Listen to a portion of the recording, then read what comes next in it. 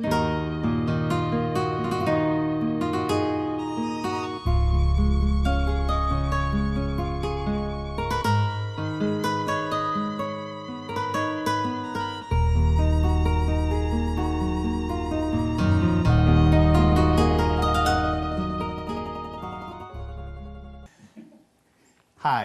she's Phyllis. And he's Mario. Welcome to LaTabella. The table, our family table. Today's menu is going to include one of those traditional Tuscan dishes. It's a roasted sausage with grape. Doing a little twist on it, although probably not much of a twist. We're gonna cook it roasted on a bed of radicchio. But before we get to that, we got a treat for you. We're going to hit the road and bring the camera and microphones to Stillman Farm Stand on Lancaster Road in Lunenburg. And we have a meeting set up with Curtis Stillman and chat with him about his farm stand and the products that he sells. Looking forward to that. So please join us. Hi, she's Phyllis. And he's Mario. And he's Curtis Stillman. He's the proprietor of the farm stand we're at, Stillman's in Lunenburg. And what's the address here, Kurt?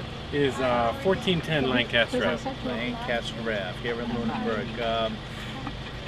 Kurt is another one of those young, hard-working entrepreneurs running a farm stand. Takes a lot of work, he works a lot of hours, I'm sure, but he produces some really good stuff here, and we use his products on occasion. We use all your competitors too. So, sorry about that, but we got to spread the wealth here in Lunenburg, and so we're here and want to show you a little bit about what Kurt's farm stand looks like and what he does. So what's growing now? We're filming sort of mid-September now. So what's a good crop? To be honest with you, nothing is really left yet because we haven't had any frost. So we're still picking nice tomatoes and. A lot of the summer crops are still around. We still got beans and peaches and stuff. But we'll be switching gears here in another week or two and moving more into hardy stuff like apples and winter squash. And you'll be starting to see a lot of the more hardy crops like kales and cabbages and broccolis and cauliflowers and stuff like that. Oh, lots of good stuff. And we really specialize in the kind of out of the norm, I would guess. So you might see broccoli at our farm stand, but you'll probably see 2 or 3 different colors of cauliflower. You'll see the cheddar cauliflower, the purple cauliflower, or you might even see we grow an Italian variety of cauliflower called Romanesco. Oh, someone sent a photo of yours around. Yeah, it's beautiful, and we grow lots of kind of odd stuff that you may not see in the normal marketplace. Yeah. But it's what makes growing fun and interesting for us. So do you have it growing out here, or is it in your other fields? Most of it's in the New Braintree fields, but I've got some different stuff here. Like we've got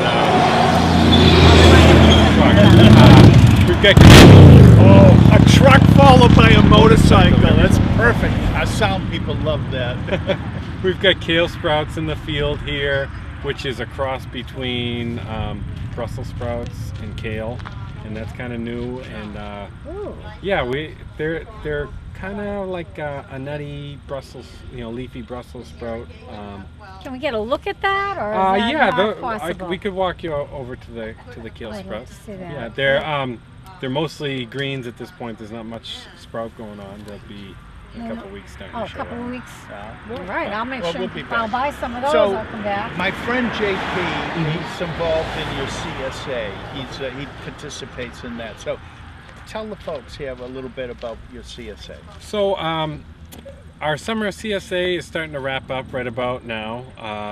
you know, there's 16 weeks of the summer CSA, and you get whatever's in season. It starts with a lot of greens in the beginning and strawberries, and then as we get going, we kind of move into a lot of tomatoes and corn and, you know, what everybody loves about summer. And as we wrap that up here, in the end of October, I'll be starting my winter CSA, which myself and Hallie Terry run, and that is mostly what I grow in the field here. So there's a lot of hardy greens and storage vegetables and, you know, root veggies. So you'll see, you know, beets and carrots, and rutabagas, kohlrabies, Potatoes, you have and any lots variety? of, yeah, well, we grow 4 or 5 different varieties of potatoes and sweet potatoes. So you'll see, even we grow white sweet potatoes and red sweet potatoes. We grow a lot of stuff that you can't find in the grocery fabulous. store. And this is the stuff that we do Italian-American type cooking on our show, Kurt. And that's the kind of stuff that our viewers like to see, because it's what Italians do. They like the colors, shapes, textures. They like to mix it up. And you know, I always say that my older Italian men know the best variety. So, you know, you can be pretty sure if you see an older gentleman who's picking through a bunch of beans, that's the type of beans you should be buying this week. Because he knows what he's looking for. I mean, you know, the big Italian flat beans that everybody thinks are overgrown. You know, the old Italian guys know that's what they want to be eating. Right. Even though they look big, they're tender and they're Put delicious. some olive oil on those puppies and they are delicious, Don't forget the garlic. Right. So how does someone subscribe to your CSA? So the easiest way to subscribe to our winter share would be through my website, which is Still Life Farm, 3 L's, and it's we're the sister farm of Stillman's. So stilllifefarm.com, and you can sign up right through the website.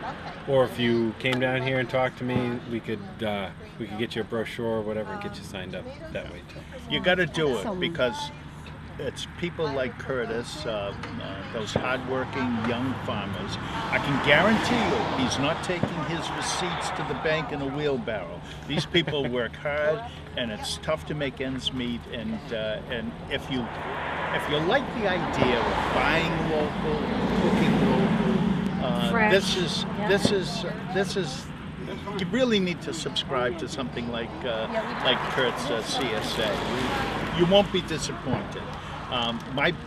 The place I like to eat is my friend JP's house. When he invites me to dinner, I know I'm going to eat well, and he's a member of Kurt's CSA, so that says a lot for me. The last thing, Kurt, I wanted to talk about was, you know, today we hear a lot about organic, local, grass-fed. There's all kinds of phrases that are thrown out there. They all suggest that there's a health benefit or an environmental benefit, but I'm not really sure. You know, our designation here would be a little different. We're kind of somewhere in between organic, and IPM is probably another you know, phrase you've heard thrown around. We've come up with our own name here, which is conscientiously grown, and we look at it as a little more holistic, you know, view. We're using as few chemicals and as possible, and you know, our fruit is all low spray, and we really strive to promote conservation at our farm. So I think within the family and through helping other people with land deals, we've probably helped put about somewhere between 5,000 and 7,000 acres into conservation in Massachusetts, which is really important to us. You know, wildlife is a big thing in our lives, and it's part of why we do this. Getting onto what organic and IPM and stuff are. Organic, as it's meant to be, as Elliot Coleman created it, was, you know, a low input, holistic, very kind of earthy, small scale farming. So it was really meant as an approach to the home gardener who could have a kind of sustainable approach to their own growing without using synthetic herbicides or pesticides, and growing something they knew was safe. I don't want to put a negative connotation on it, but I think it's more important to know your farmer and know what their practices are. I have a hard time going to Walmart and looking at the organic label and believing that it was done because organics is followed on a trust system. So the people who encourage the use, the organic label, they can't be out in the fields testing every square inch of the field, of course, and there's no real way for them to follow up, so they have to trust the people who are growing. And I think it's probably a lot easier to trust your local farmer about how he's growing than it is to trust a corporation like Walmart, as probably we've seen. Yeah, you know your land, and you're trying to strike a good balance. You're doing integrated pest management and organic, and trying to balance all of that in a local way, managing your local environment. Yeah, so I think it's terrific. So if you're concerned about what's going on to your produce or what's going into the ground where your produce is grown, then find a farmer you trust and trust him with buying produce from him, I guess, is all I could say. So I would say more local is the new organic is our favorite term. I like that. And know your farmer. Yeah. Phyllis, Thank you. did you hear yourself? I No. can't wait till we run this show and we hear Phyllis talking that stuff. Well, you don't get to do all the Integrated interviewing, pest management. I love that. He knew what I was talking about. Absolutely. He mentioned it at the end. Phyllis is quite a gardener. Well, Kurt, thank you very much Thank for you very much. Thank having you, us Curtis. out here and looking at your stand. Wish you the best. Absolutely. And hope we can spend many years enjoying your products. Absolutely. We enjoyed being a part of this. Thank you, guys. Thank you. Have a good afternoon. You too. Come closer. Ooh. He gets carried away. Cara mia Felicia. I forgot to give her a kiss earlier. All right.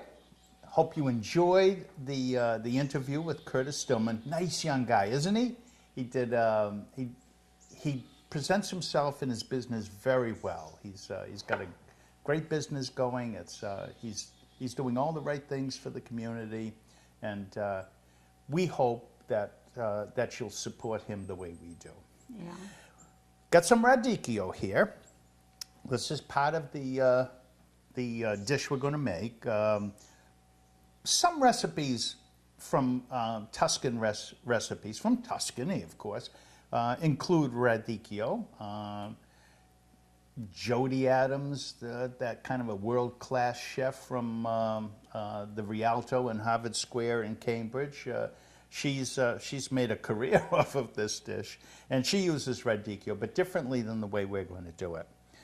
Phyllis and I, we had a little bit of a discussion about this dish and how I wanted to do it. You probably heard us, if you live on Hickory Hills Lake, you heard us echoing across the lake, arguing about it. But we finally came to an agreement, and we're going to do it. So, to begin with, took a roasting pan, put in a tablespoon of extra virgin olive oil, spread it over the bottom just because it's good. Now I'm going to cut the radicchio in quarters. When you cut, you want to make sure you cut through the core. The core helps to hold the pieces of radicchio, the head of radicchio, together, so the whole thing doesn't fall apart while it's cooking. So keep that in mind. Don't you love that beautiful color? And when it's roasted, it's going to look gorgeous. The colors are cool. You know what I noticed? You drizzled the olive oil on rather than brushed it on? Actually, I didn't put any olive oil on it yet, just in the bottom of the pan. Okay. How do you want to do it? I would brush it on. You would brush it on. Guess that means I have to brush it on. No, you don't have to brush it on. I'll get the olive oil and I'll brush it on. Oh, it's awesome. Yeah. Here you go. Okay. I didn't bring a brush out, so you'll have to I'll get one. run off and get a brush. So I have to have something to do. Oh, you've got plenty to do. I also put in a head of garlic. Why did I do that? Because you love If garlic. you have to ask him, the answer's not going to help you. It's awesome. I cut the top off. This is what's left from the top. Spread it around the pan, to other parts of the pan, and I'm going to put the cut. There's the root end. Going to put that in the center, and Felicia is going to brush the olive oil on. And when this garlic gets roasted and gets nice and soft, oh my God, there's so much you can do with it. You can squeeze it out and mix it in with some herbs and some olive oil, put it into a little dish, and you can dip your bread in it. Oh, Or yeah. you can just put it all over your vegetables, really. How does that work for you? That's beautiful. That's good? That's excellent. Thank you. Okay. Going to add a little gray sea salt to this. This is a coarse sea salt. If I get the microphone closer, you'll hear it clinking off the radicchio. And that's going to, I like the coarse stuff as a seasoning on the top. It's a sort of a condiment. You bite into it and you get that little bit of a crunch and that spark of salt that's good. Of course, if your doctor says you should be cutting down on your salt, I'm sorry. I'm not going to change it. I need to get a brush. Be right back. Oh. Sausages. We bought our sausages for this recipe from two places. We bought it from Hollis Hill Farms, some sweet, some hot, and we also bought some from Hadwin Park Market in Lunenburg Center, also some sweet and some hot. We have guests tonight, special guests. Jane and Jack Rabbit are here, enjoying hoping they're enjoying the show and the meal. And so I don't know how the crew and our special guests feel about hot sausages, so I've decided this time I'm going to separate them. I'm going to put all the sweet sausages into one pan, and I've got another pan. I'm going to put all the hot sausages in there so everybody can feel at ease. Are you going to tell them about the different colors of the sausages? I mean, the sweet ones and the difference between what they look like, the hot ones and the... Yeah, the sausages have different colors, and so they look different. Two different producers of the sausages, two different sources of pork meat, probably fed different foods, so they look different. Jim Latanzi, and you've met him in another episode. He raises his pigs right here in Lunenburg, and so they're fed, as Jim put it. It was pretty funny. He said, you can actually meet the pig where your sausages came from if you're living in Lunenburg. Mm-hmm. I'm not so certain I want to meet the pig after he gave me the sausages, but I don't think that would be pleasant. All right, now if I can remember, this half is sweet, this half is hot. So let's try the hot here. This sausage is a Hadwin Park Market sausage. It's a little bit different. This is a Hollis Hill Farm sausage.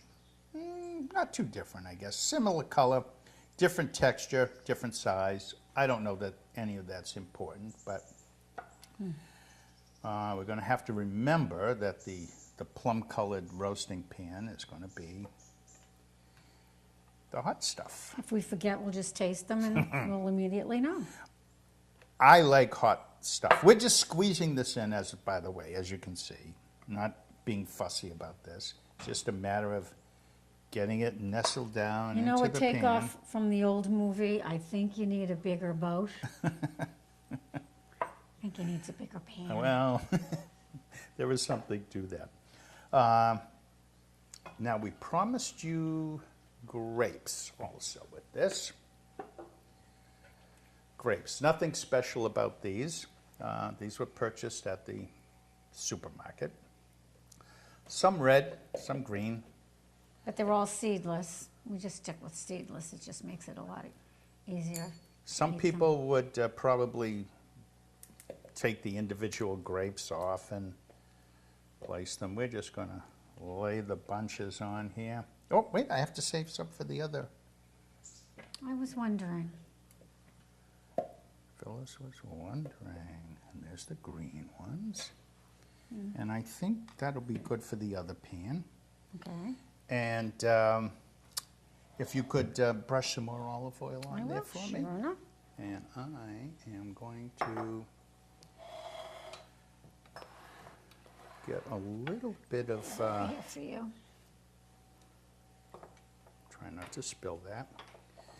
This is a balsamic vinegar reduction. I took my favorite balsamic vinegar, boiled it down on the stovetop to evaporate it down and make it very syrupy. You don't have to use your good stuff with this. There's some very expensive balsamics. You don't want to do that. But this concentrates the flavor by evaporation process, getting rid of the moisture that's in there. We're not going to put a lot on here because it's got a lot of flavor in it. So we're just going to drizzle it slightly here and there. You can see how thick that is. Am I brushing?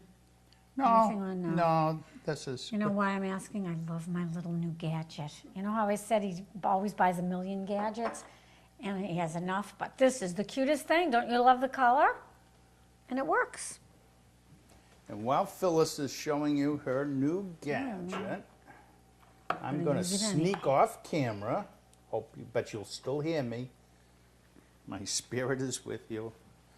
And we have some fresh rosemary that Phyllis picked from her garden, and that's going to help flavor this dish. And that is about it. It is not about it. Oh, my cute little veggies. When I was at Stillman's farm stand, I saw these in a corner, and I asked the woman who was selling some of the produce that day what they were. I had never seen it before. She said they're Brazilian eggplant. And I asked her, well, what do you do with them? How do you prepare it? And she wasn't that clear about it. She said they have a little bit of a bitter taste, and you can use them more like a little condiment. You could put them on, sprinkle it on pizza, or just use it as a little garnish on a dish. So I did a little bit up ahead of time this afternoon, and these are the bitter ones. These have a little flavor, almost like a little bit of a cucumber, but they're loaded with seeds, so I haven't quite figured out what the best use is, other than they're just so pretty and so cute. So I'm just going to put them in the oven when we roast the sausages and grapes. And oh, come on, go for it. What? Show some bravery here. Just plop Just them put right them in in there? Yeah. Okay. What's the worst that could happen? Nothing. I'm not eating them. But aren't they beautiful looking? They're so colorful. So, okay, that's it. I'll save the rest for the other dish. How's that? Excellent. Look at that. It looks like I don't know, It is. It's Thanksgiving pretty. cornucopia, doesn't it? Pretty. We're gonna take a short break. Put this in the oven. Fill up the other roasting dish. It's identical to this, so you'll be missing nothing, and get those started cooking. And we roast these. On a higher heat, right? Yeah, we're going to try 450 degrees for about 25, 30 minutes. Phyllis is convinced it's going to take longer than that. So We'll see. When it's done, we'll let you know. Okay, see you in a few minutes. Well, this was a dish that we, as I mentioned earlier, we anguished a little bit about on our boat ride one day. It was a challenge. How to make it simple, one dish meal. It was easy to assemble, easy to cook. These were large batches, and so cooking it was a bit of a challenge. At one point, we had to take the grapes out because they were burning. But so my point being, you need to keep an eye on it, on your dishes. You need to be flexible. Don't get stressed. Something's burned. It's like grilling out in your barbecue grill. If a part of it is too hot, you move it to a cooler pot. Same thing in here. And it's sausages, radicchio, and grapes. Put in some herbs. We're going to drizzle a little more of my balsamic reduction on top. Not too much. A little bit goes a long way here. Beautiful looking, isn't it? Nice and syrupy. Again, easy to do. Take your balsamic, boil it up until it gets to about half its volume. It'll thicken up in the fridge nicely. It smells Makes a nice wonderful. Concentrated flavor. We hope you enjoyed it. Remember to check out our recipes on our Facebook page, LaTabella with Mario and Phyllis. And want to ask you to do all those things that you need to do with Facebook. You got to friend, share, comment, like, all of those things. You can also check out the Lunenburg Public Access Cable Facebook page. There'll be links on either ours or theirs to YouTube videos of what we're doing here. And we hope you enjoy them as much as we did cooking them for you. And so I guess that's it for this meal. Eating. We just want to eat. All so right. we're going to wish you bon appetito and ciao. See you next time.